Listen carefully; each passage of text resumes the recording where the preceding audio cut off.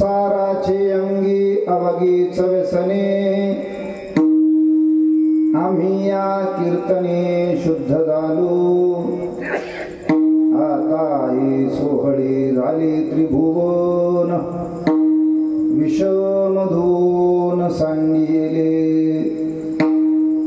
ब्रह्मपुरी वास करणे अखंड, न देखिजे तोंड विटाळाचे.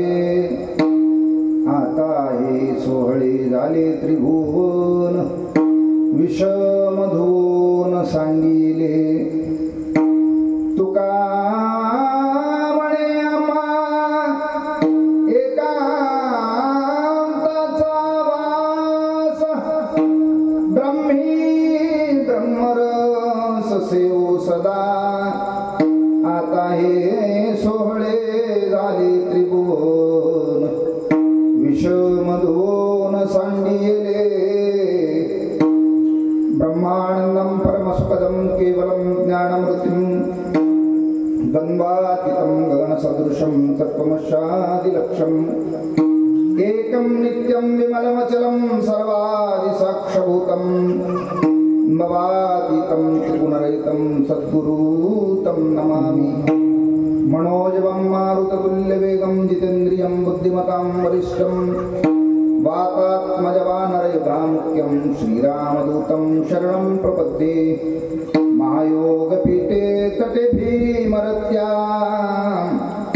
वरं पुण्डरीकाय धातुं मुनीन्द्रै. समागत्य तिष्ठन्तमानन्दकन्दं, परब्रह्मलिङ्गं भजे पाण्डुरङ्गं. श्रीसंताचिये माताचे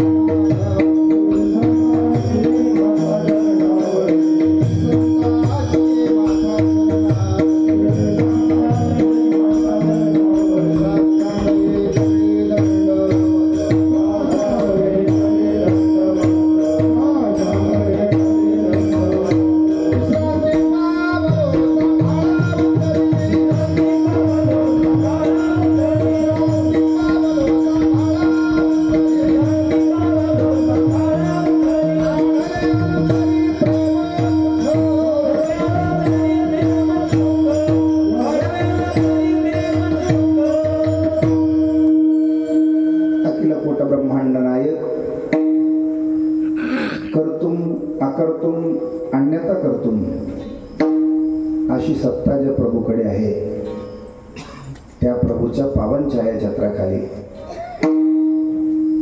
थोर साधू महात्म्यांच्या कृपा प्रसादाने आपल्या पवित्र अशा मेंढका नगरीमध्ये वैकुंठवासी हरिभक्तीपरायण श्री संत नारायण महाराज यांच्या पुण्यस्मरण सोहळ्याच्या निमित्ताने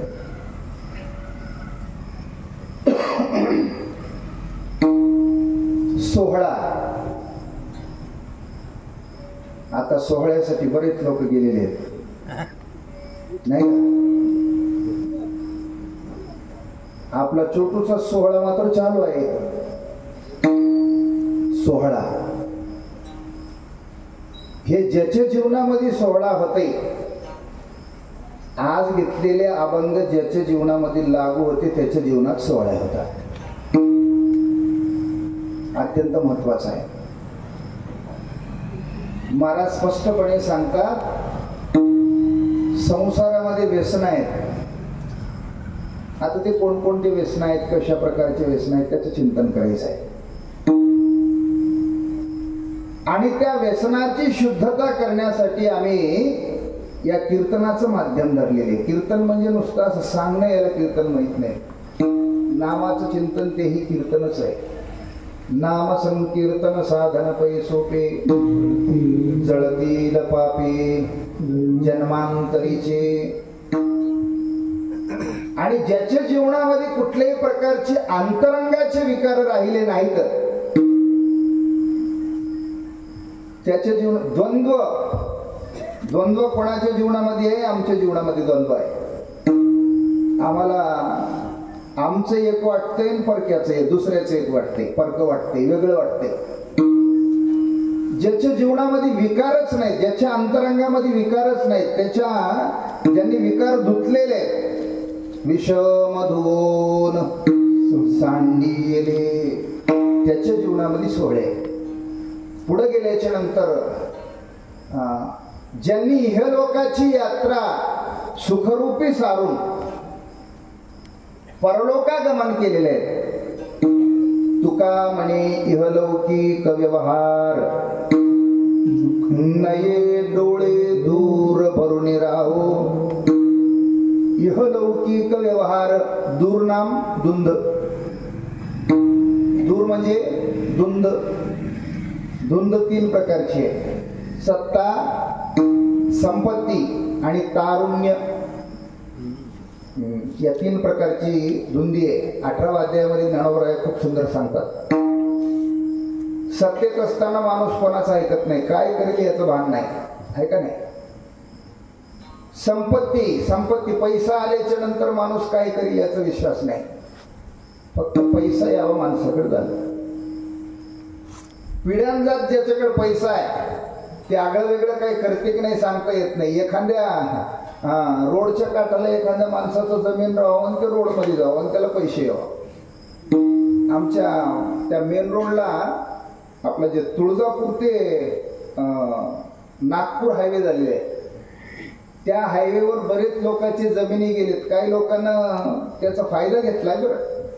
इकडे जमिनी घेतल्या, इकडे जमीन गेल्यामुळे तिकडे जमिनी घेतल्यात. काही इकडं थोडंसं गेलं असेल, तिकडे जास्त घेतल्यात.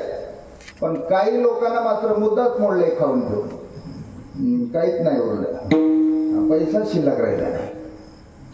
आणि म्हणून महाराज ज्याच्या जीवनामध्ये ज्याला इकडली यात्रा संपूर्ण करून पारलोकाची यात्रा करण्यासाठी या 3 धुंदीपासून वेगळं व्हावं लागते, सत्ता, संपत्ती आणि तारुण्य. तारुण्यात सुद्धा माणूस गरीब असू दे की श्रीमंत असल्यावर ऐकतच नाही. गरीबाचं जरी लेकरू असेल तरी ऐकू शकत नाही. त्याच्या अंगातलं जे रक्त आहे ते काही केलं त्याला बसू देत नाही. त्याला शांत करण्यासाठी संत वाङ्मयाचं त्याला काहीतरी वाचन असावं लागते, नाही तर सत्संगती त्याला असावं लागते, किंवा त्याला नामाचं चिंतन करणारा असावं लागते. त्यावेळेस या 3 धुंदीतून माणूस बाहेर पडू शकते, अन्यथा नाही. आणि म्हणून ब्रह्मपुरी वास करण्यासाठी इथं सर्व विकार काढलेले असावं लागते. पुढे गेल्याच्या नंतर महाराज सांगतात ब्रह्मरस सेवन करण्यासाठी एकांताचा वास, परमार्थ करण्यासाठी एकांत सांगितलेले आहे. लोकांतामध्ये परमार्थ होऊ शकत नाही. लोकांतामध्ये द्वेष मच्छर वाढते, लोकांतात परमार्थ होऊ शकत नाही. आणि एकांतात परमार्थ करून महाराज म्हणतात की ब्रह्मरस सेवन करायचंय. अशा स्वरूपाचा 4 चरणाचा अभंग जगद्गुरु जगतवंदनीय तुकोबाराय महाराज, देहूचे सुप्रसिद्ध वैराग्य साधू महाराजांचा 4 चरणाचा अभंग आणि श्री संत नारायण महाराज ज्यांच्या पदस्पर्शाने ही मेलका नगरी पावन झालेली आहे. महाराज खूप सुंदर सांगतात, देव भेटणं सोपं आहे, देव भेटणं सोपं आहे. आणखी नाही पुढे जाऊन महाराज म्हणतात आस्ताला जाणारं सूर्याला सुद्धा थांबवणं सोपंच आहे. सोपं आहे का? आहे का? आहे की आपल्या त्या सह्याने करून दाखवले की 3 दिवस सूर्यालाच निघू दिले नाही.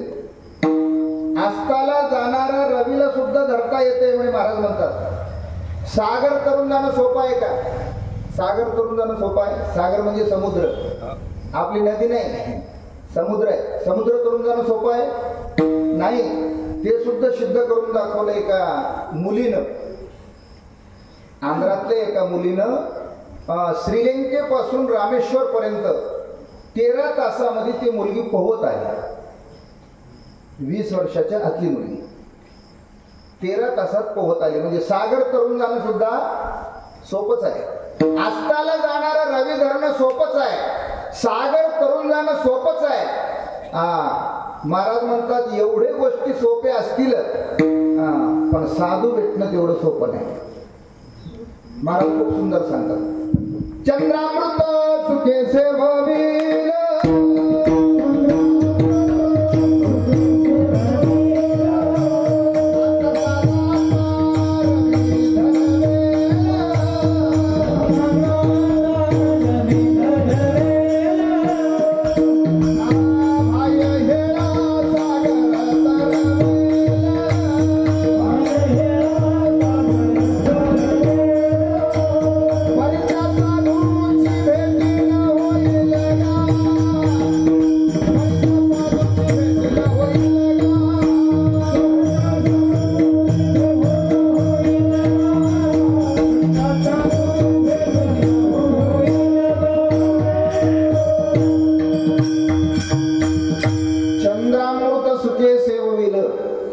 पौर्णिमेच्या दिवशी चंद्रातून अमृत गळत असते.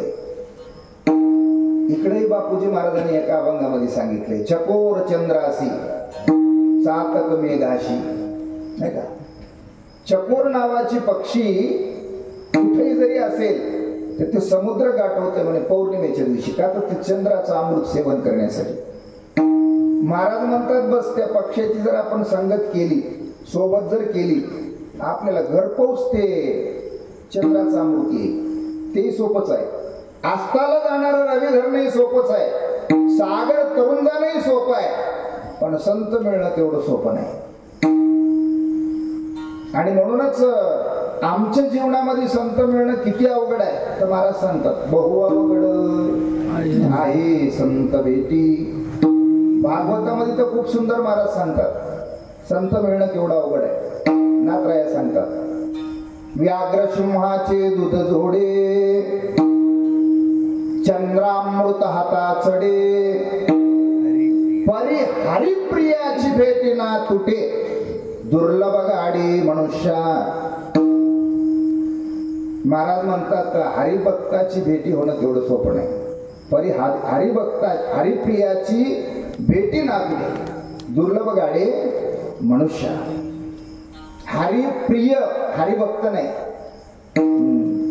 आता सर्वेच्या नावाच्या पुढे काय लागतंय? हरिभक्त. हरिभक्त लागतंय. हरिभक्त किती काही भेटतील हो, हरिप्रिय भेटावं लागतंय. आणि हरिप्रिय भेटला तर महाराज म्हणतात जास्त वेळ त्याच्या संगतीत राहण्याची गरज नाही. आदाक्षण गळता संताची संगती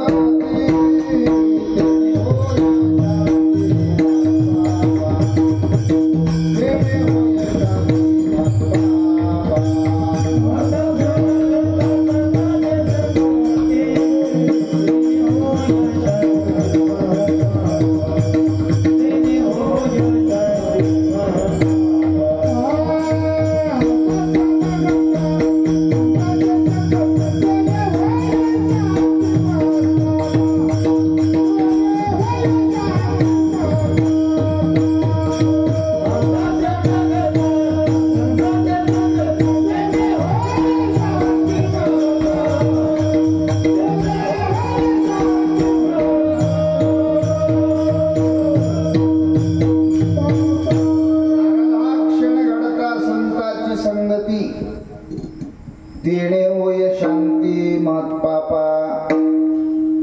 आणि डोळ्याचं पातन लावून उघडतो तेवढं वेळ म्हणजे एक क्षण. त्याच्यातली अर्धीच वेळ जर त्या देवाला आवडणाऱ्या संताची हरिप्रियाची भेट जर झाली तर महाराज म्हणतात महापाप नाहीसं होते. पापाचे 3 प्रकार सांगितलेत, पाप, उपपाप आणि महापाप. कळत न कळत आमच्याकडून घडलेले ते पाप बरेच काही वेळ असं घडून जात असते. आपल्याला आपण काही करावं म्हणून करत नाही, पण बरेचशे वेळा असं घडून जात आहे आमच्याकडून. आपण मायो तुम्हाला विचारायलो, ते देवाला फुलाची हार ओवायचं म्हणल्यावर त्या फुलाचा हार ओवत असताना त्या सुईमध्ये दोरा टाकायचं असल्यावर त्याला काय लावित असतं तुम्ही त्याच्या शेंड्याला?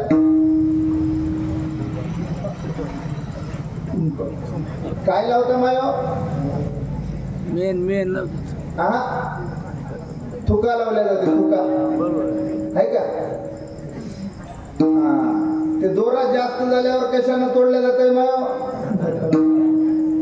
दाताना.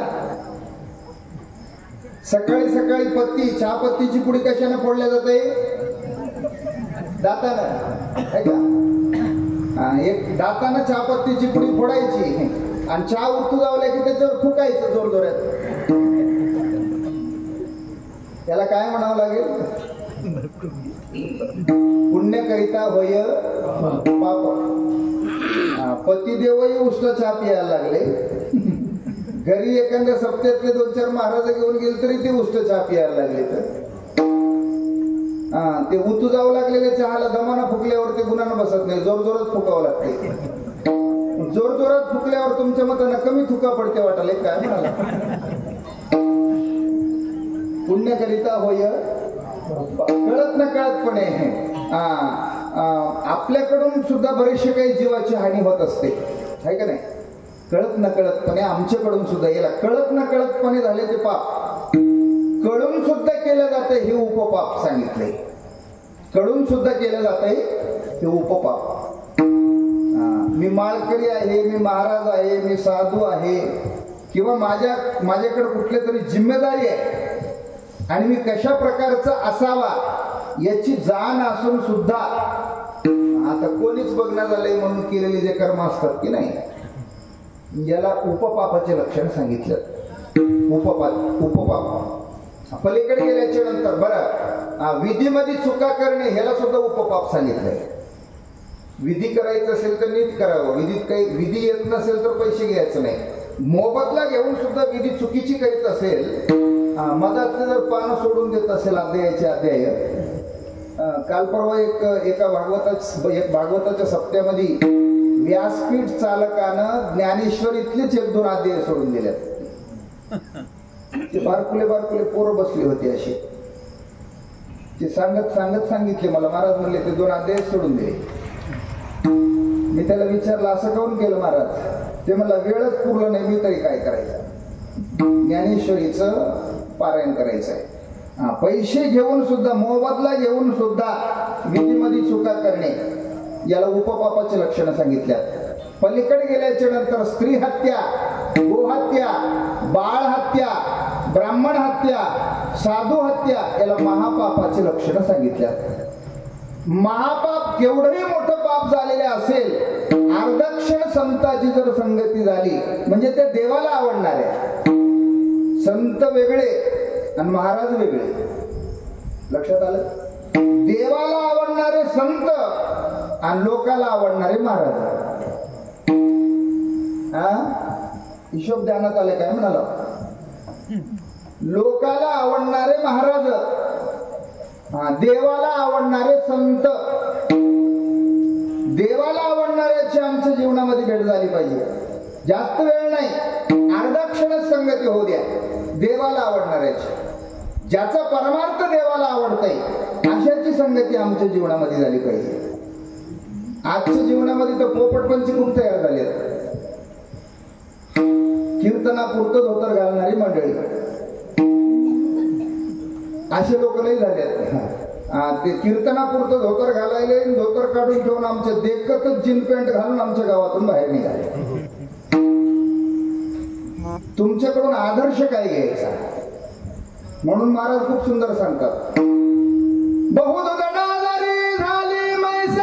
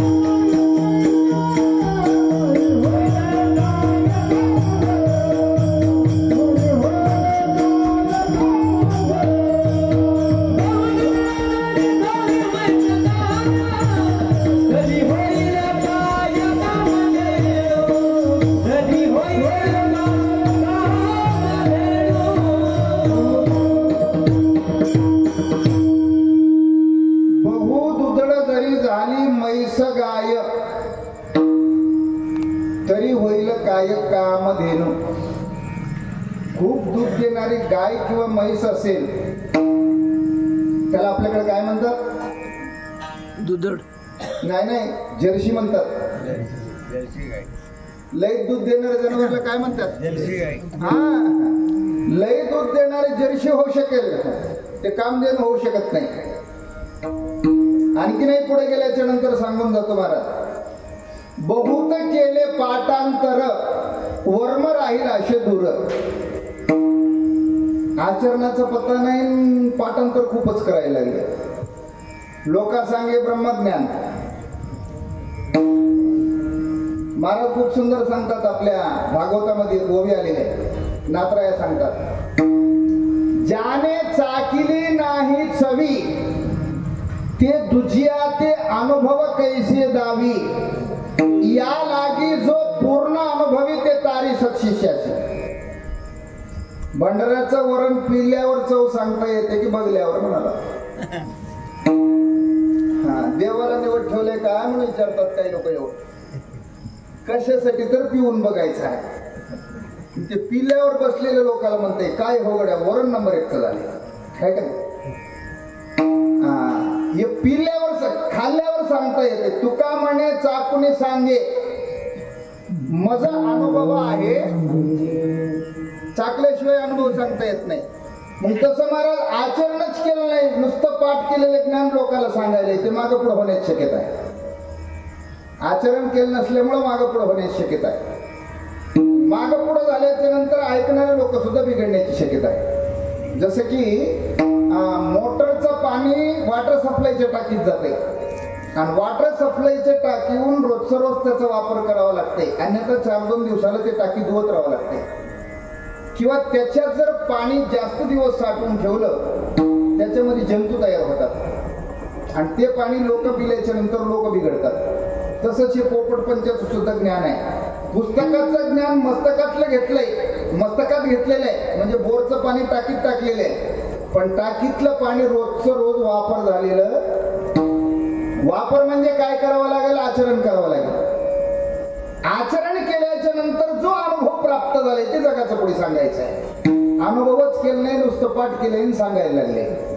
अशाच्या नंतर म्हणूनच महाराज सांगतात, अनुभवे आले अंगा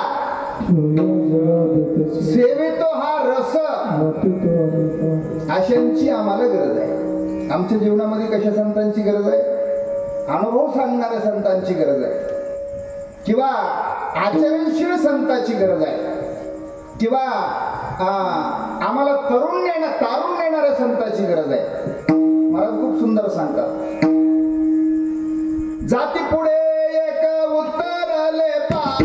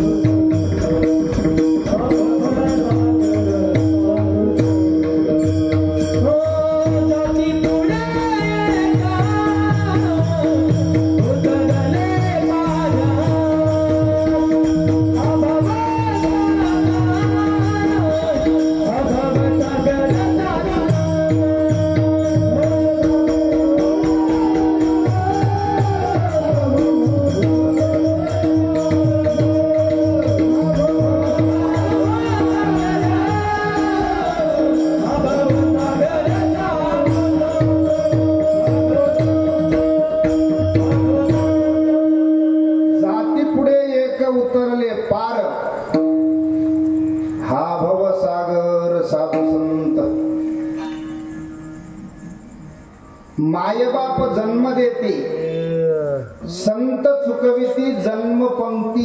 मायबापाला जन्म देण्याचा अधिकार आहे, जन्ममरण चुकवण्याचा अधिकार नाही. जन्ममरणाच्या फेऱ्यातून जर पलीकडे जायचं असेल तर संतांची संगती करावी लागेल. संतांच्या संगतीमधून मुक्त होता येते. आणि म्हणून महाराज संत मिळणं तेवढं सोपं नाही. आणि त्यातलं त्यात विशेष महत्वाचं म्हणजे त्यांनी केलेले जे फळ आहे, म्हणून आज हे पाहायला मिळते. त्यांनी केलेले जे श्रम आहे त्या श्रमाचं फळ म्हणून आज हे सप्ताह वगैरे पाहायला मिळते, आहे की नाही? पूर्वीच्या काळात ज्या साधू संतांनी तयार केले जे भक्त मंडळी आहे, जे तयार केले त्यांचे भक्त आहेत, त्यांच्यामुळेच आज एवढे मोठे मोठे सप्ते व्हायला लागलेत महाराज, नाही तर काय शक्य. मग हे सप्ते होण्यासाठी त्या काळात त्यांना काय श्रम घ्यावा लागले असते? त्या काळात वाहनं नव्हती, त्या काळात काही सुविधा नव्हत्या, पायाने यायचे महाराज. थोडस श्रीमंती असलं तर ते छकडं घेऊन यायचे. थोडीशी श्रीमंती जर घरी असली, बैल वगैरे असले, शेती वगैरे असली मठाला वगैरे किंवा संस्थानाला, तर ते छकडं घेऊन यायचे. त्या काळात त्या लोकांनी जे नामाचं बीज लावलेले आहे त्याचं फलप्राप्ती म्हणून आज आपण भोगायला लागलो. इवलेशे रूप लाविले द्वारी, त्याचा विदू गेला गगनावरी. अशाच लोकांचे सोहळे होतात. आणि म्हणून श्री संत नारायण महाराज यांच्या पुण्यस्मरण सोहळ्याच्या निमित्ताने आज चालू असलेला हा भव्य दिव्य नामयज्ञ सोहळ्यातील नामयज्ञ सोहळा आणि मला वाटतंय संत चरित्र चालू आहे. तुकाराम महाराजांचं चरित्र चालू आहे. तुमच्याकडे किती वर्षापासून कथा आहे? आता तिसरं वर्ष. आता हे तिसरं वर्ष आहे.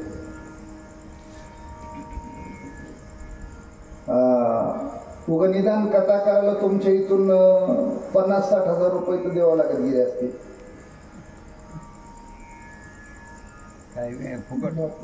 द्यावं लागत गेले असतील की नाही?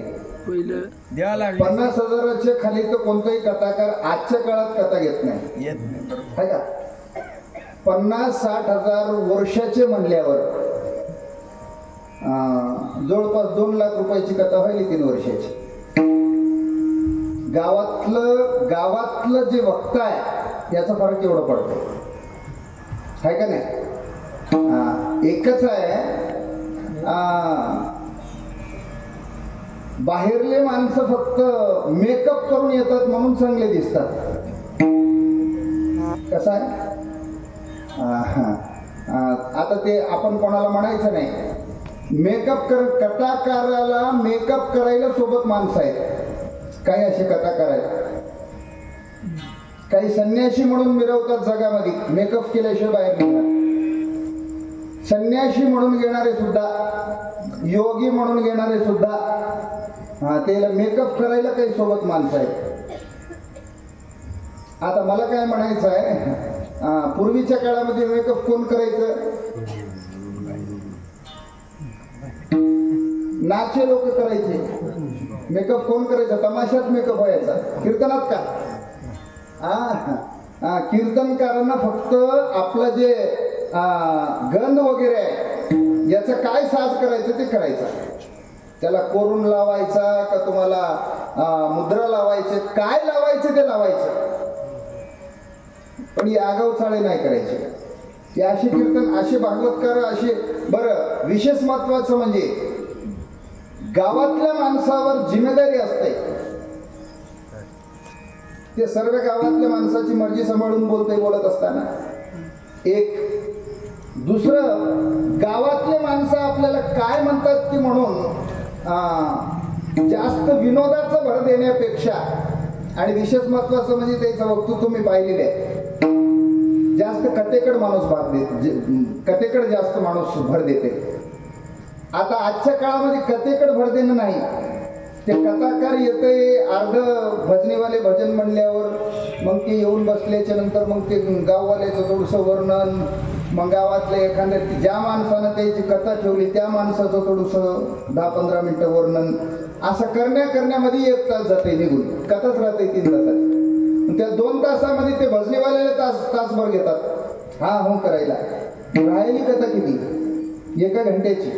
1 घंट्यामध्ये तेवढं मोठं भागवत 7 दिवसामध्ये 1 घंट्यामध्ये भागवत होते का? होते भागवताचं एक सुद्धा मुद्दा सांगणार झालेत, लक्षात ठेवा. आता तर भागवतकाराचं, बाहेरच्या भागवतकाराचं, बरेचशा भागवतकाराचं, मला निंदा कोणाची करायची नाही, पण वस्तुस्थिती चालू आहे. गहू वेगळंच जमा करणं चालू आहे, डाळी वेगळंच जमा करणं चालू आहे त्या कथेच्या नावानं. पिसा वेगळेच जमा करणं चालू, 2-2, 4-4 पोते पिसा जमा लिहितो. हा, या सर्व काही ज्या गोष्टी आहेत, या ज्या गोष्टी आहेत, या सर्व गोष्टीपासून बचाव होण्यासाठी गावातलं जे कथाकार आहे किंवा गावातलं जे कीर्तनकार आहे हे अत्यंत महत्वाचं आहे. आणि आज जवळपास 3 वर्षापासून ते कथा करीत आहेत. आपले हरिभक्तपरायण व दत्तभक्तपरायण श्री शिवचरण पाटील पारडकर यांची चालू असलेली कथा आणि आजूबाजूच्या परिसरातील सर्व भजनी मंडळ आणि आमचे मृदंगाचार्य, महाराजांचं नाव माझ्या लक्षात राहिलं नाही, वैभव महाराज, उत्कृष्ट असे मृदंगाचार्य वैभव महाराज आणि तुम्हा सर्व गावकऱ्यांच्या सहकार्याने चालू असलेले या भव्य दिव्य नामयज्ञ सोहळ्यातील आजचा 4थ्या दिवसाचा कीर्तन पुष्प आयोजक मंडळाच्या वतीने, सप्ताह कमिटी, मंदिर कमिटीच्या वतीने ही सेवा माझ्या वाट्याला आलेले आणि सेवेला निवडणारा अभंग 4 चरणाचा देहूचे सुप्रसिद्ध वैराग्य साधू जगद्गुरु जगद्वंदनीय तुकोबराय महाराज यांचा 4 चरणाचा आता संदर्भ तर सांगितलं महाराज. अभंग आपण कशासाठी घेतलाय? सोहळे ज्यांच्या जीवनामध्ये होतात त्या सोहळ्याचं वर्णन करणारा 4 चरणाचा अभंग सेवेसाठी निवडलेले. विठ्ठल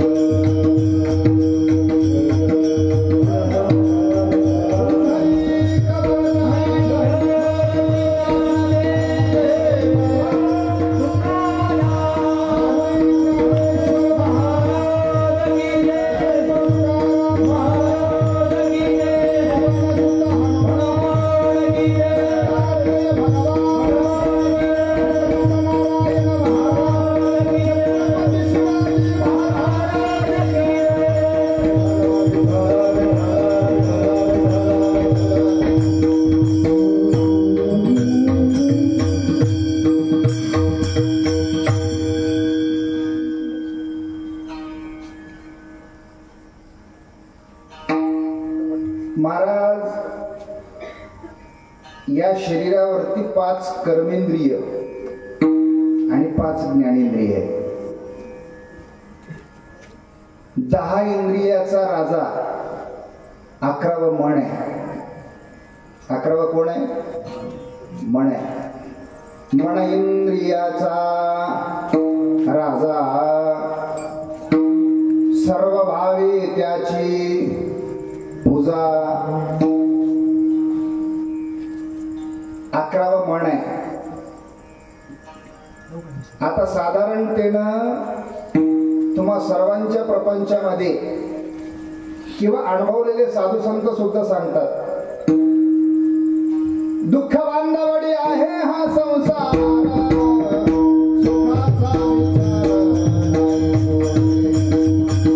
सुखाचा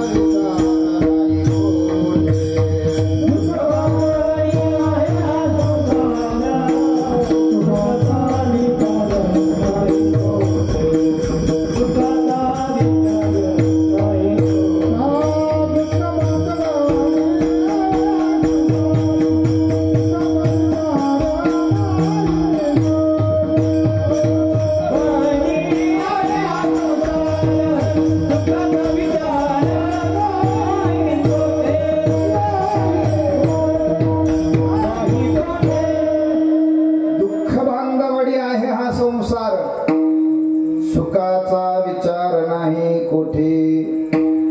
किती दुःख आहे असं जर तुम्ही म्हणत असाल तर ओतप्रोत दुःखानं भरलेलं ते संसार आहे, त्याचा मोजमाप करता येत नाही.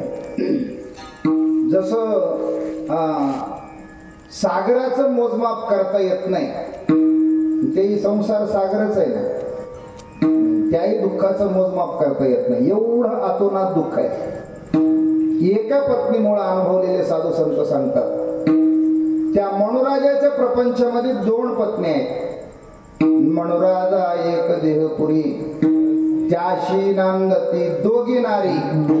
पुत्र पौत्र संपन्न भारी, तिने कृपा केली आम्हावरी गा.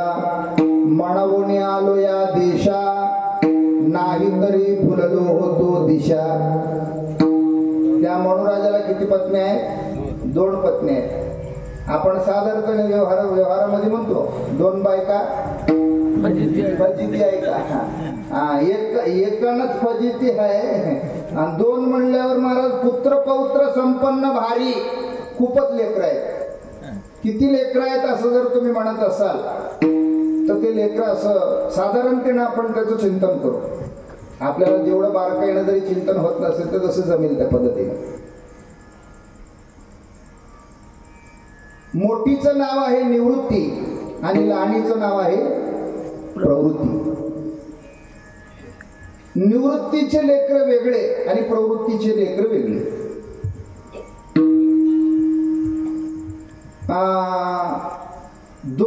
दोन पोरं राहिल्यावर, जास्त 2-3 पोरं राहिल्यावर किंवा 2-3 लेकरं राहिल्यावर मायबाप जास्त प्रेम कोणावर करतात? लहान्या पोरावर. 2-3 जावई राहिल्यावर लहान्या जावयावर. 2-3 लेकी राहिल्यावर नानगे लेकीवर. बरं जाऊ द्या, वेगळं निघाल्यावर मायबाप कोणात राहतात? कोणात राहतात? नानग्यात. हे सर्वांचं उत्तर दिलंय. आता एक उत्तर विचारतो. 2-3 बायका राहिल्यावर आवडती निवडती राहते की. विठाल विठाल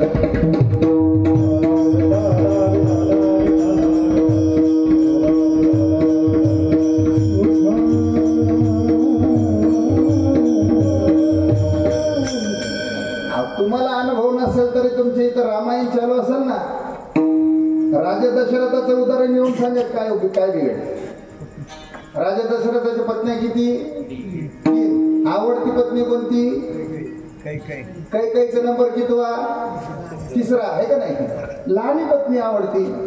तसं महाराज त्या मनुराजाच्या सुद्धा प्रपंचामध्ये मोठी पत्नी खूप सुंदर आहे. मोठ्या पत्नीचं खूप सुंदर सदाचार असं तिचा व्यवहार आहे, तिचे संस्कार आहेत. पण मोठी पत्नी त्या मनुराजाला आवडत नाही म्हणण्यापेक्षा जवळची नाही, प्रेमाची नाही. कसं आहे, सर्वच लेकर मायबापाचे राहतात, पण थोडस तरी उगाच जास्त कोणाच तरी जीव अडकलेला राहते, आहे का नाही? आता मायबापाचेच लेकर आहेत, सर्वेवर तेवढं प्रेम असाल की नाही? आपण कधी कधी भांडणही करतो, त्याच्यावर तेवढं प्रेम का आणि माझ्यावर का नाही? ते तसं भांडण वगैरे व्हायचं प्रेम नाही, ते आपोआपच राहते. ज्याच्यावर राहायचं त्याच्यावरच राहते, आहे का नाही? ते भांडण वगैरे पुन्हा जन्मायचं ते प्रेम नाही, पुन्हा जन्मायचं प्रेम नाही ते. आणि म्हणून महाराज ते प्रवृत्ती ही मनाच्या जवळची आहे. आता त्या प्रवृत्तीबाईची लेकरं अशी विचित्र आहेत, ते कधी कुठं नेऊन अधपतनाकडे नेऊन घालतील आणि कधी कोणाचं मार खायला लावतील याचा काही भरोसा नाही. त्या प्रवृत्तीबाईचे लेकराचे खूप सुंदर महाराज एका ठिकाणी वर्णन करून सांगतात. आमचे नातराय, सासरा माझा गावी गेला, तिकडच मरू दे त्याला, तिकडच मरू दे त्याला, भवानी आहे रोडगावाई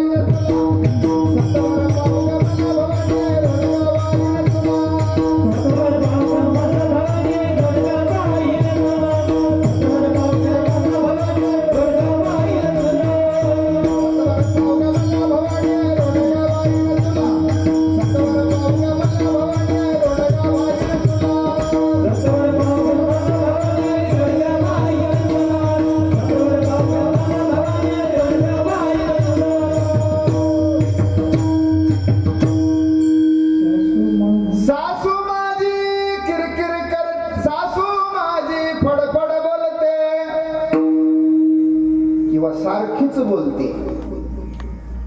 लवकर निर्धाळी तिला भवानी आई रोडगावाईन तुला.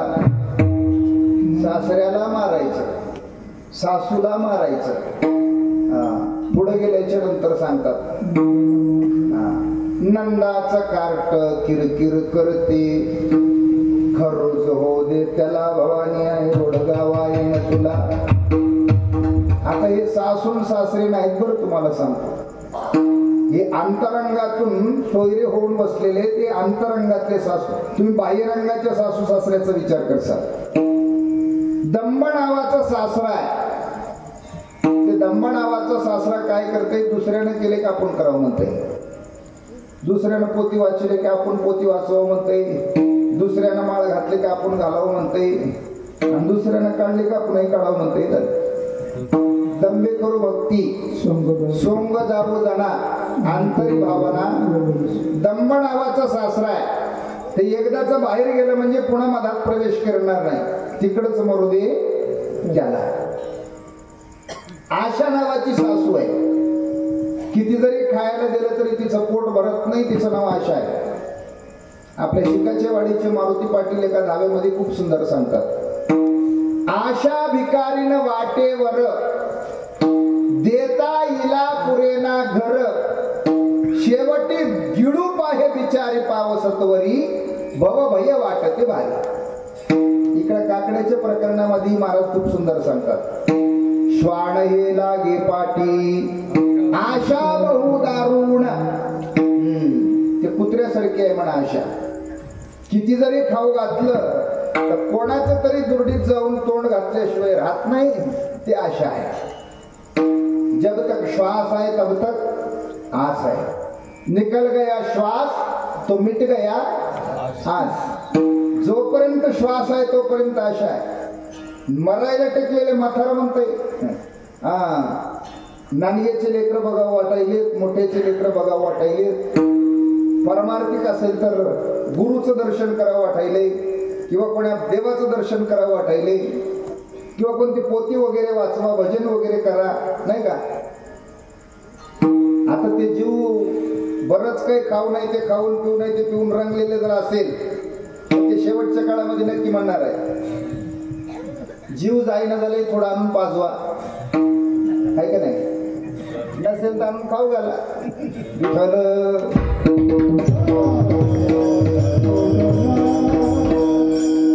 अंतकाळातलं परमार्थ अत्यंत महत्वाचा आहे, लक्षात ठेवा. आजा मेळा पाप राशी तेही नेले वैकुंठाशी. आजा मेळा हे आयुष्यात कधी नामाचं चिंतन केलं नव्हतं. पण अंतकाळामध्ये महाराज अंतकाळातला परमार्थ अत्यंत महत्वाचा आहे. शूर ओळखावा रणी, साधू ओळखावा मरणी. आयुष्यभर नामस्मरण केलंय का नुसतंच लोक संग गप्पा मारीत बसले, हे कधी कळतंय म्हण, आखरीच्या वेळेला कळतंय म्हण. आखरीच्या वेळेला नामाचं चिंतन जर करू लागलं तर समजायचं हे खरंच देवाचं जीव आहे. हे जीव कोणाचा आहे? देवाचं. इथंच परीक्षा आहे, बाकी कोणीकडे नाही. केवढंही मोठं महाराज असू द्या, केवढंही मोठं महाराज असू द्या, अंतकाळामध्ये नामाचं चिंतन सोडून देऊन बाकीचं जर काही बरकटत असेल तर समजायचं की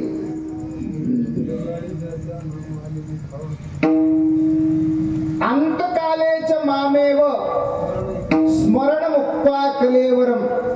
अंतकाळामध्ये ज्याच्या जीवनामध्ये नामाचं स्मरण झालेलं आहे त्याच महाराज खूप सुंदर सांगतात. अंतकाळी ज्याच्या नाम आले मुखा तुका म्हणे सुखा पारणा हे तुका म्हणे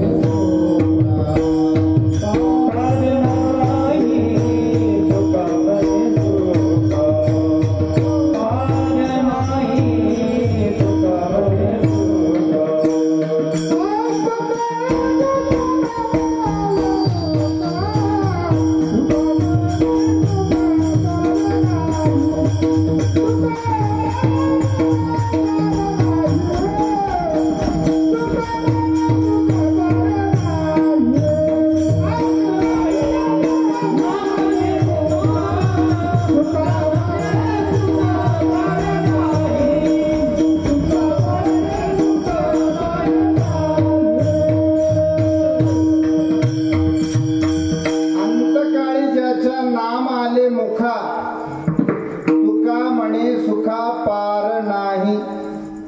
अंतकाळामध्ये ज्याच्या मुखात नामाचं चिंतन असेल ते नक्की ते जीव देवाचा आहे. आणि नक्कीच ते जीव किती जरी पापी असेल तर ते जीव कोणाचं होते? देवाचं होते. म्हणण्यापेक्षा देव स्वतः घेऊन जातं यात कुठल्याही प्रकारचा संशय नाही. लक्षात आलं म्हणून सांगून जातो महाराज. जडभरित राजाने शेवटचा काळ सुखाचा व्हावा यासाठी केला होता अट्टहास. शेवटचा दिस गोड व्हावा, शेवटचा दिवस गोड व्हावा यासाठी वनात जाऊन आपली छोटीशी एक झोपडी बांधून वानप्रस्थ आश्रम त्या ठिकाणी वानप्रस्थ आश्रमाचं सर्व काही कालक्रमण करू लागले. म्हणण्यापेक्षा एकटंच राहणं आणि वनातच राहून आपलं नामाचं चिंतन करून एका ठिकाणी महाराज प्रमाण खूप सुंदर सांगतात.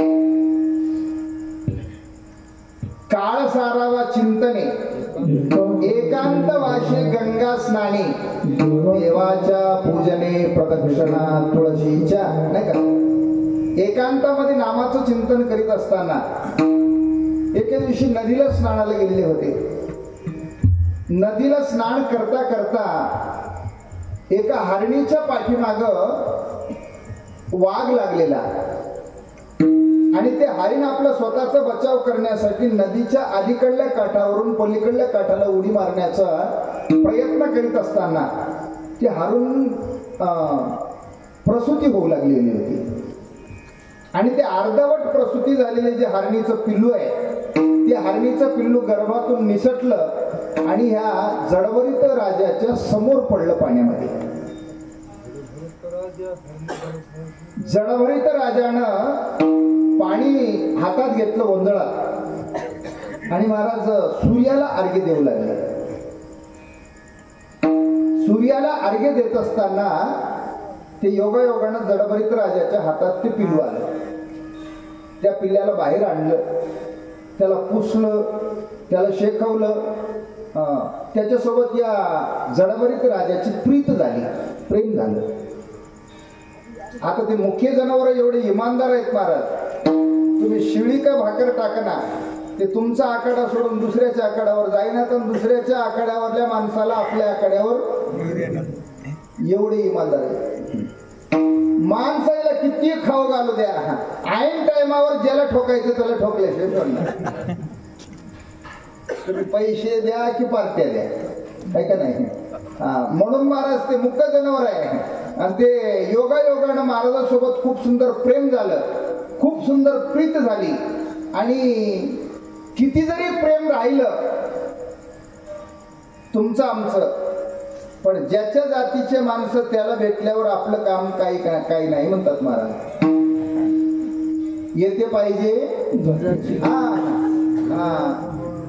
गावात लग्न आहे आणि योगायोगानं वराडीत 2-4 पिदाडे आले.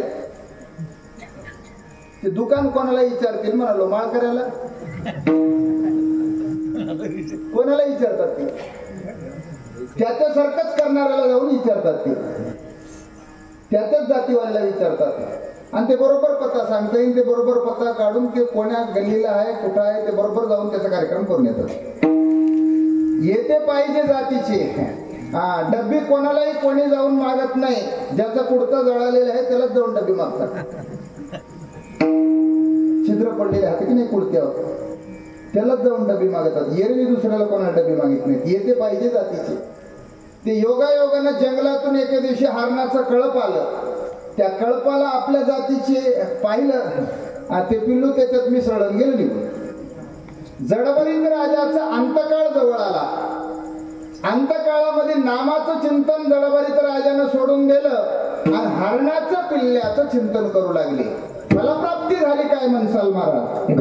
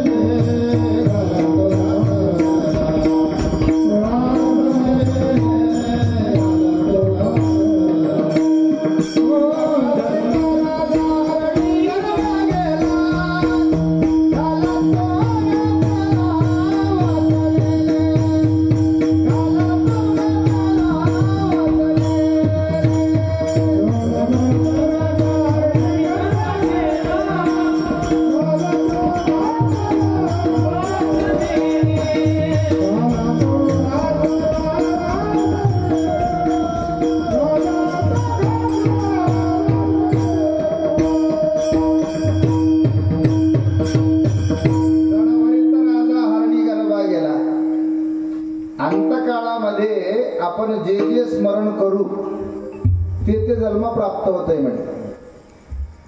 म्हणून अंतकाळामध्ये इच्छा कोणतीच ठेवायची नाही. अंतकाळामध्ये कुठल्याही प्रकारची इच्छा ठेवायची नाही. जसं जसं इच्छा प्राप्त होईल तसं तसं जन्म होत. आणि म्हणून अंतकाळामध्ये फक्त नामाचं चिंतन करावं. आणि हे नामाचं चिंतन करण्यासाठी काय करावं लागेल तर आम्ही मरण्याच्या आधी आमची वासना मरावं लागेल. काय मरावं लागेल? कधी मरावं लागेल?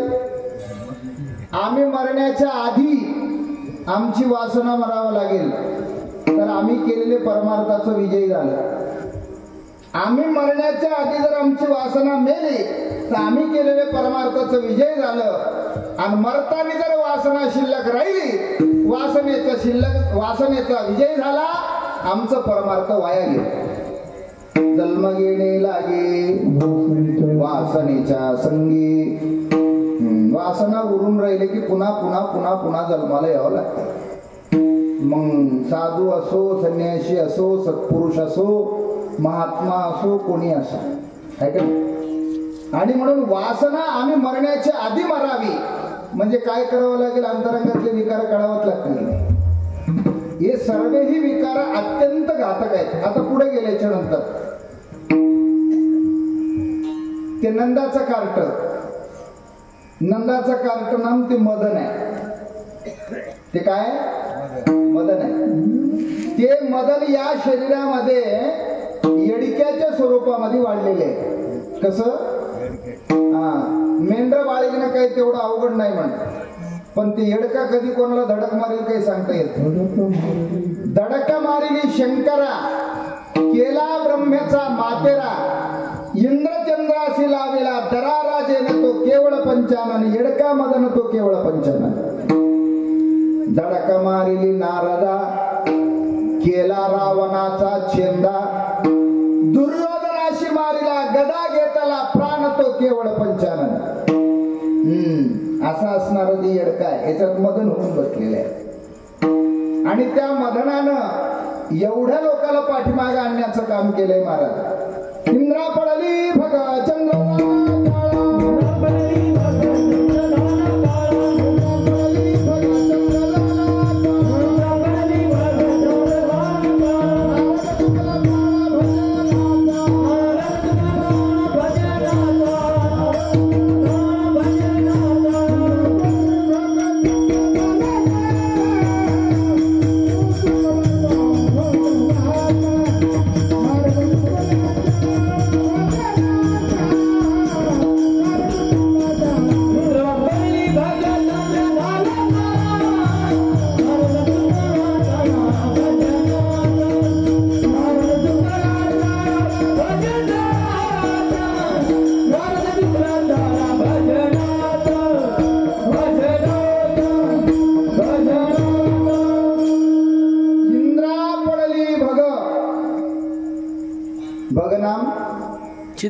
छिद्र. आता हुशार लोक आहे ना, काही ठिकाणी सहस्त्र नयन म्हणून लिहून ठेवले. सहस्त्र नयन नाही, 1000 छिद्रच होते. म्हणण्यापेक्षा महाराज त्या छिद्रातून येणारा जे पुवाचं स्त्राव आहे, रक्त आणि पुवाचं स्त्राव व्हायचं ते छिद्रातून, ते रक्त आणि पुवाचा स्त्राव कमी व्हावा यासाठी इंद्रानं बरेच वर्ष आळंदीत अनुष्ठान केलं. म्हणून त्या नदीचं नाव इंद्रायणी पडलं, नाही का? त्या नदीचं नाव, खरं नाव इथून तिथून वेगळं आहे, पण तिथंच इंद्रायणी म्हटलं जाते. त्याचं मूळ कारण आहे, तिथे इंद्राणी स्वतः अनुष्ठान बरेच दिवस केलं आणि ते छिद्र बुजले, म्हणून त्याचं नाव इंद्रायणी पडलं. इंद्रा पडली भग. चंद्र स्फटिकासारखं निर्मळ होतं म्हण महाराज. स्फटिकासारखं. स्फटिकापेक्षा दुसरं शुभ्र निर्मळ काही नसतंय. त्या स्फटिकासारखा असणारा चंद्र एके दिवशी गुरुच्या घरला गेलं आणि गुरुमाईवरच वाईट नजर करून पाहिलं. गुरुनं शाप दिला, जाय तुला काळा डाग लागेल. चंद्राला काळा डाग लागला. इंद्रा पडली भग. चंद्र झाला काळा. नारदांनी एके दिवशी देवालाच जाऊन विचारलं, देवा पत्नी मला लग्न करायचं आहे, लग्न करायचं कोणीकडे गेलं, मला बरंचसं चरित्र सांगण्यासाठी माझ्याकडे वेळ शिल्लक नाही. नारदाचा नारदी झाला, त्या नारदीला 60 लेकरं झाली. किती? 60 लेकरं झाले. त्या लेकराची समाधी तुम्हाला बघायचं असेल तर कोपरगावच्या जवळ संवत्सर नावचं गाव आहे. तिथं 60 लेकराची 60 समाधी आहे. आणि आपण रोजही ते संवत्सराचं जे नाव घेतो की नाही, क्रोधीनाम संवत्सरे, विकृतीनाम संवत्सरे, मन्मथनाम संवत्सरे, हे संवत्सर सुद्धा 60च आहे. आणि हे नारदाच्या मुलाचेच नाव आहे, विठ्ठल.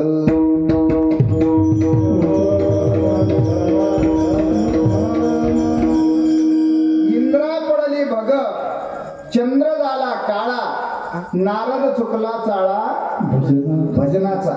हे कशामुळे तर महाराज, ते मदन. आणखी नाही पुढे जाऊन सांगायचं असेल, मज कामाचे निघाये ब्रह्मकन्येशी धरू जाये. त्या कामाच्या घाईमध्ये ब्रह्मदेवानं स्वतःच्या कन्येला धरायला गेले म्हणे महाराज. पराशरे केले काय, नाही का? आणि म्हणून या सर्व विकाराचं वेगळं होणं याचंच नाव परमार्थ आहे, दुसरं काहीच नाही. आम्ही काय करायला लागलो, पैसे खूप खर्च करायला लागलो, पूजा खूप मोठी करायला लागलो, है की नाही? यात्रा खूप मोठी करून यायला लागलो. आमच्यात बदल काही व्हायला झालाय, आमच्यात बदल काही पडणं झालाय. आमच्यात बदल पडावा याचंच नाव परमार्थ आहे. आमच्या स्वतःमध्ये बदल पडावा याचंच नाव परमार्थ आहे, दुसरं काहीच नाही. आमच्या हनुमंतरायाने कोणता परमार्थ केलाय हो? प्रत्येक गावामध्ये आदर्श म्हणून ज्या मूर्तीची आपण स्थापना केली, त्या हनुमंतरायाने कुठल्या प्रकारचा परमार्थ केलाय? दहशतवादी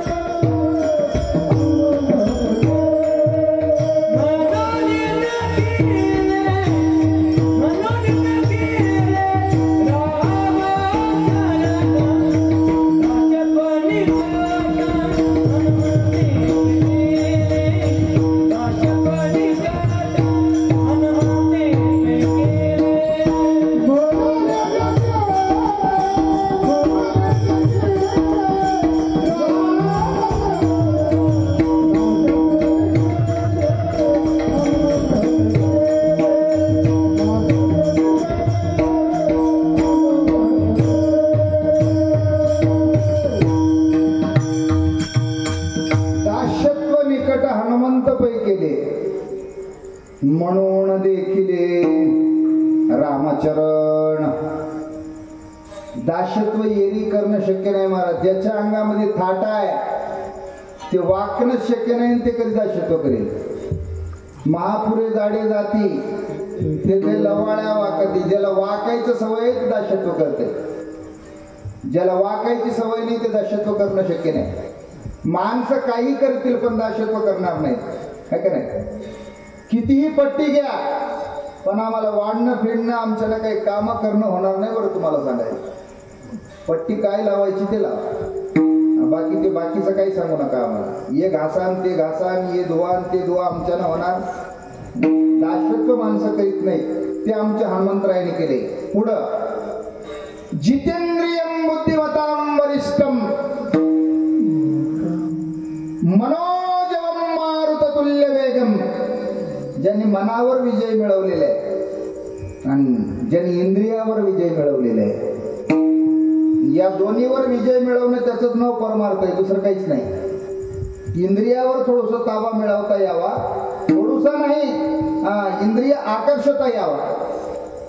म्हणूनच सांगितलंय गोणाम इंद्रिय, त्याचा जो स्वामी, इंद्रियाचा जो स्वामी, त्याचं नाव गोस्वामी. त्याचं नाव काय? गोस्वामी. आता आपल्या इकडं अपभ्रंश झालंय त्याचं नाव गोसाई. आपण सरळ त्याला गोसाई म्हणतो, ते गोसाई नाही. गोनाम इंद्रिय, इंद्रिय ज्याच्या स्वाधीनात आले, इंद्रियाचा जो धनी झालेला आहे, इंद्रियाचे धनी आम्ही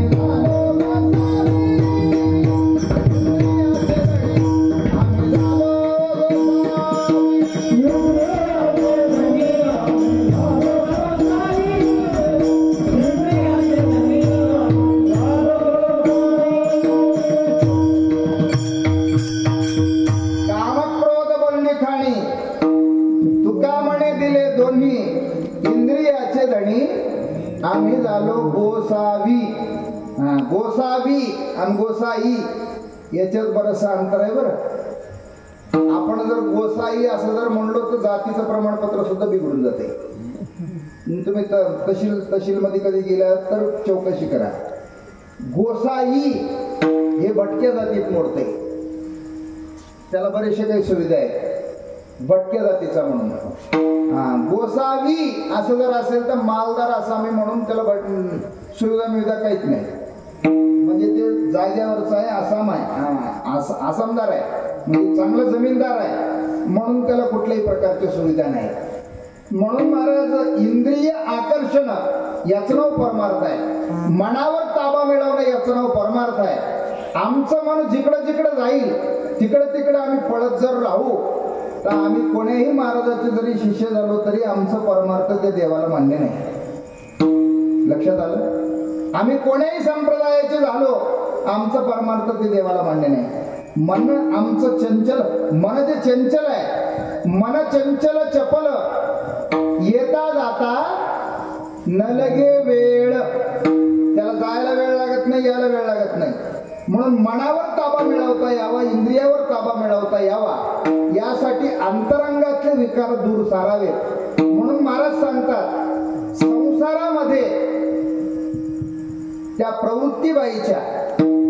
प्रवृत्तीबाईचे लेकर हे सर्वे राग, द्वेष, काम, क्रोध, मद, मत्सर, दंभ, अहंकार, अज्ञान, अविचार, हे जेवढेही काही अधपतनाकडे नेऊन बुडवणारे विकार आहेत हे सर्व त्या प्रवृत्तीबाईचे. आणि त्या प्रवृत्तीबाईच्या मोठ्या मुलाचं नाव आहे प्रपंच. प्रवृत्तीबाईच्या मोठ्या मुलाचं नाव आहे प्रपंच. म्हणूनच सांगतात महाराज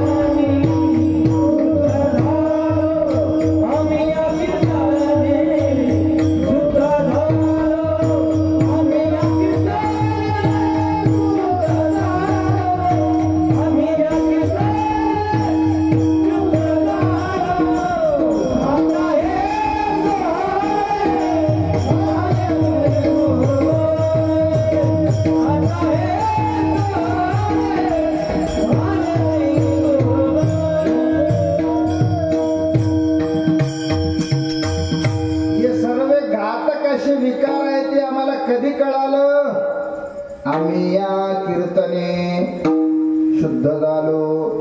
इथं आल्याच्या नंतर आम्हाला कळालं राग आम्हाला घातक आहे, काम आमचं घातक आहे, क्रोध आमचं घातक आहे, हे सर्व अंतरंगातले विकार आमचे घातक आहे.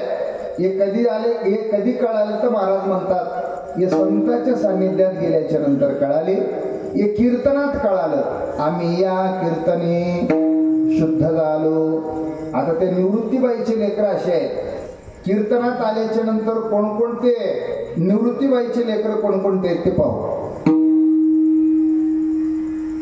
दया, मया, कृपा, करुणा, ज्ञान, भक्ती, वैराग्य हे देवापर्यंत नेऊन पोहोचवणारे जे काही विवेक, सद्विचार, सद्बुद्धी हे सर्व कोणाचे लेकर आहेत? हे निवृत्तीबाईचे लेकर आहेत. जेणेकरून देवापर्यंत नेऊन पोहोचवणारे जे साधन आहेत हे सर्व निवृत्तीबाईचे आहेत. आणि निवृत्तीबाईच्या मोठ्या मुलाचं नाव आहे परमार्थ. प्रवृत्तीबाईच्या मोठ्या मुलाचं नाव आहे प्रपंच आणि निवृत्तीबाईच्या मोठ्या मुलाचं नाव आहे परमार्थ. या दोन्हीचं जोड लावायचंय. प्रपंच परमार्थ संपादिता दोन्ही. महाराज म्हणतात एकही निदान न घडे त्याशी. या दोन्हीचं जोड लावायचंय तुम्हाला. म्हणून हे अत्यंत महत्वाचं आहे तुमच्यासाठी. म्हणून त्या निवृत्तीबाईचे जे लेकर आहेत त्या निवृत्तीबाईच्या लेकराच्या सान्निध्यात गेल्याशिवाय अंतरंगातले विकार दूर जात नाही. अंतरंगातले विकार एकदा गेले की महाराज म्हणतात कुठल्या प्रकारची भीतीच नाही.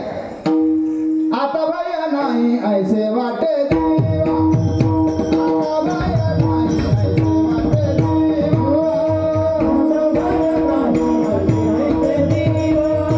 आता भय नाही ऐसे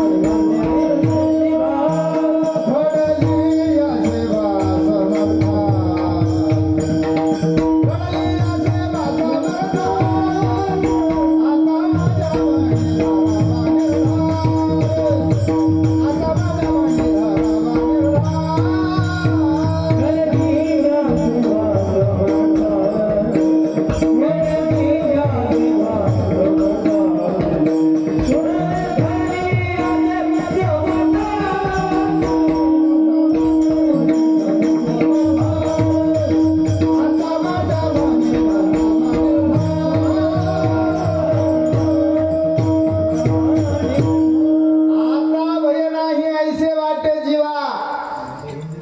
घडली या सेवा समर्था, आता माझ्या समर्थाची आम्हा हरीच्या दासा काही भय नाही त्रैलोकी. देव भा मागे पुढे उगवी कोडे संकट. कोणाच्या मागे पुढे देव उभा राहते बापू? तुमच्या आमच्या? तुका म्हणे त्यांचे भारे, देव तुमच्या मरणी भारे. आम्ही त्याचे व्हावं लागतंय. मग कोण त्याचं होतंय महाराज? देव कोणाचा स्वीकार करतय? आम्हाला सर्वाला देव आवडतय हो. आम्हाला देव स्वीकारण्यासाठी आम्ही काय करावं लागतंय? अंतरंगातले विकार दूर सारावं लागतात. त्यावेळेस देव आमचा स्वीकार कर. आम्ही होऊन देवाकडे जाणं आणि देव आमचा स्वीकार करणं यात जमीन आसमानचा फरक आहे. लक्षात आलं म्हणून सांगून जातो.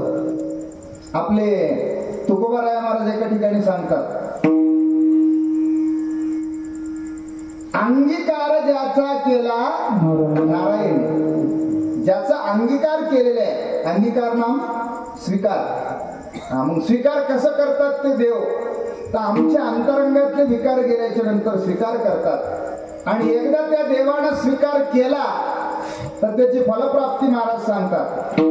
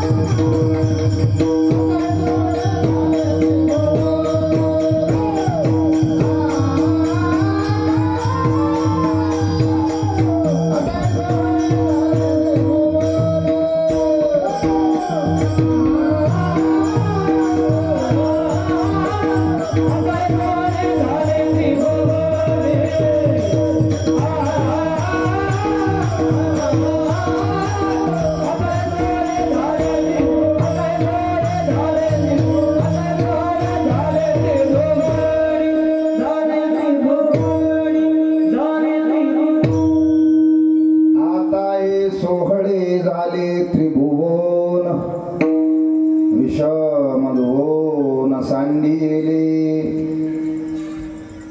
केवळ मेंढक्यामध्ये सोहळा नाही,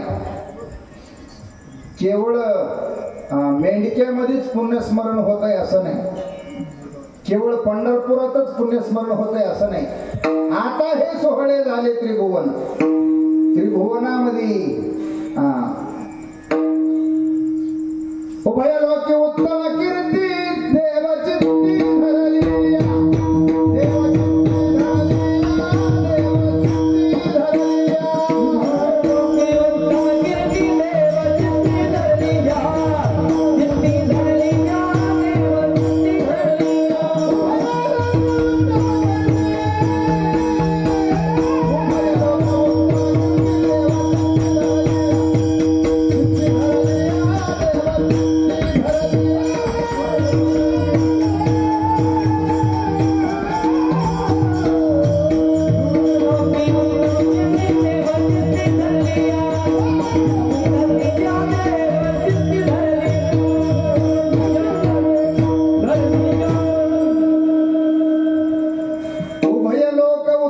कीर्ती देवचित्ती धरली. हा, आणखीनही पुढे जाऊन सांगायचं असेल महाराज, कोणाच्याही चित्तामध्ये देव राहत नाही, अशाच महात्म्यांच्या चित्तामध्ये देव असतंय. म्हणूनच महाराज एका ठिकाणी सांगतात, देव वसे चित्ती त्याची घडावी संगती. ज्याच्या चित्तामध्ये देव राहतय त्याची संगती घडायला सांगतात. आणि म्हणून महाराज तुका म्हणे सोहळा, तुका म्हणे गरजे वैकुंठी सोहळा, त्याही भूमंडळा माझी. प्रत्येक ठिकाणी भूमंडळामध्ये त्रिभुवनामध्ये ते सोहळा होत असते. हे अत्यंत महत्वाचं आहे. ज्याच्या अंगामधून विकार गेलेले आहेत, ज्याचे अंतरंग शुद्ध झालेले आहे, ज्याचा स्वीकार देवाने केलेला आहे, त्यांच्या जीवनामध्ये असं होत असते. आणि म्हणून आता हे सोहळे झाले त्रिभुवन, विषम धुवन सांडी गेले. विकार अंतरंगात नसल्यामुळं दुमतच कुठल्या प्रकारचं राहिलं नाही महाराज. लक्षात आलं म्हणून सांगून जातो. दोन भाऊ एका ठिकाणी राहायचे. कारभार मोठ्याकडे होता. नांदग शेतात काम करायचं, मोठं सर्व कारभार करायचा, बाजार वगैरे वगैरे वगैरे वगैरे सर्व करायचं. आणि कधीपर्यंत माणसं एकत्र असतात, एकत्र कधीपर्यंत राहतात, जोपर्यंत दुमत होत नाही तोपर्यंत एकत्र राहतात, आहे का नाही.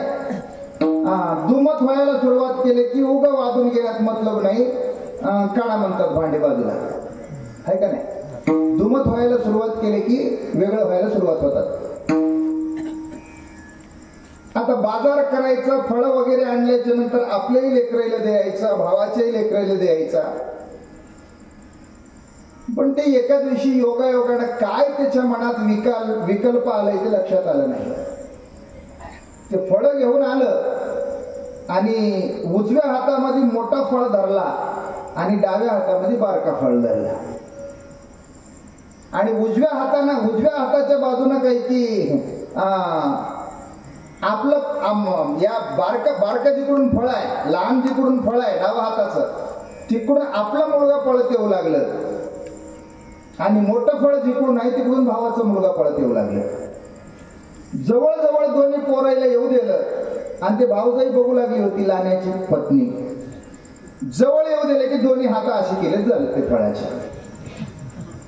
ते फळ दोन्ही लेकरांनी घेऊन खाल्ले. ते तिकडं बाहेरचं बाहेर झालं. पण ते बाई घरात आले की सुरुवात केली. त्या आरती असं केलंय म्हणल्यावर त्या आरती वाटून घेण्यात मजा आहे कडे. आता एकत्र राहू नये. लहान असो की मोठा असो फळच होतं. देयाचं होतं तर दोघाला असं देयाचं होतं की नाही, असं काऊन केलं. आता वेगळं व्हावं. काऊन झालं इथं वेगळं व्हायचं, दुमत झाल्यामुळं, आहे का नाही. आमच्यातलं सुद्धा द्वंद्व गेल्याशिवाय, विकार गेल्याशिवाय द्वंद्व जात नाही. आणि ते द्वंद्व गेल्याशिवाय एक निर्माण होत नाही. आणि एक झाल्याशिवाय आम्ही त्या प्रभूला एक रूप होऊ शकत नाही. उरलो माझा मी एकला, नाही का, दुजा ठाव समोळ फुसला. उरलो माझा मी एकला, संगे कोणी नाही मजला मजला मी नित्य पाहतो. एक होण्याची गरज आहे. म्हणूनच एकनाथ महाराज सांगतात एका जनार्दनी सगळेच मरू दे, एकटीच राहू दे मला. हे सर्व विकार बाजूला सारायचे, फक्त एकटा उरायचा आहे. त्यावेळेस मात्र आता हे सोहळे झाले त्रिभुवन विषम दुवन सांग. आता विषम दुटल्यावर मी तू पण गेले दुरी, एकची गोंगडी पांघरू हरी. मग त्यांचा रहिवास कुठला आहे? अभंगाचं तिसरं